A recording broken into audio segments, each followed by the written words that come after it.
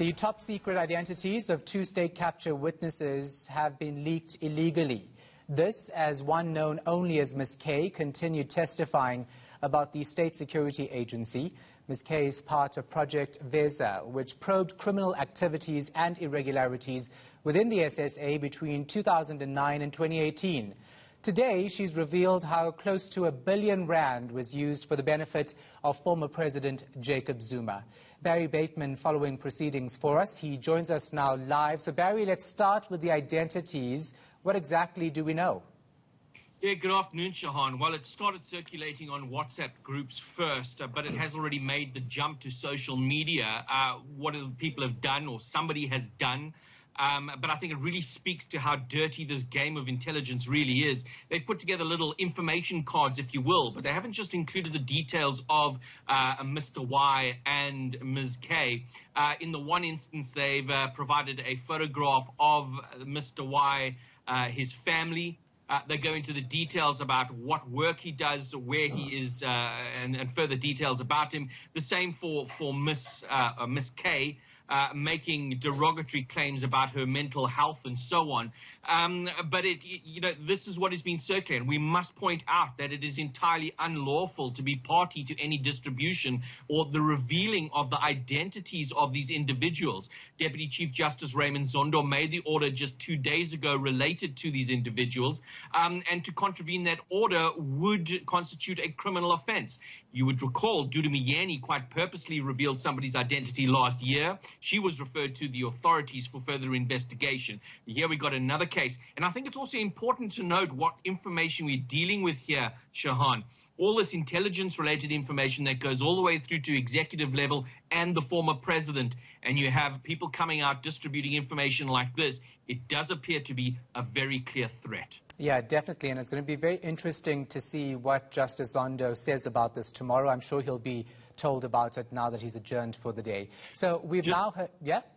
Just on that point, I have spoken to the spokesperson of the Commission. They have appraised Deputy Chief Justice Raymond Zondo of these developments. They are going to be discussing it after proceedings today, and we can expect a response soon. All right, cool. So we've now heard details about some of the projects. What was Project Commitment all about? Yeah, lovely name that is, and it's all about the commitment to number one, or that's the allegation at the very least. We've heard about a lot of operations and so on being set up, the special unit for Zuma, which would ultimately benefit him. Now we're hearing about the actual cash. Good old moolah that was allegedly transferred into, given to the former president, and it went through the former Minister of State Security. But just take a listen to this, and so you can understand of what kind of money we're talking about here. Frank confirmed that he dropped off monthly withdrawals of 2.5 million rand to Minister Mahlobo's office under Operation Commitment, and indicated he had heard that these payments were going to, quote, the project of the president, unquote, but could not confirm that this was indeed the case. It should be noted that the Project Veza investigation team has not found any proof that President Zuma in fact received these payments, nor is there any acknowledgement of such receipt by him. Is that the correct position? Yes. Now, Barry, earlier in the week, Justice Zondo was shocked to learn that there were attempts to bribe judges. We now have more details.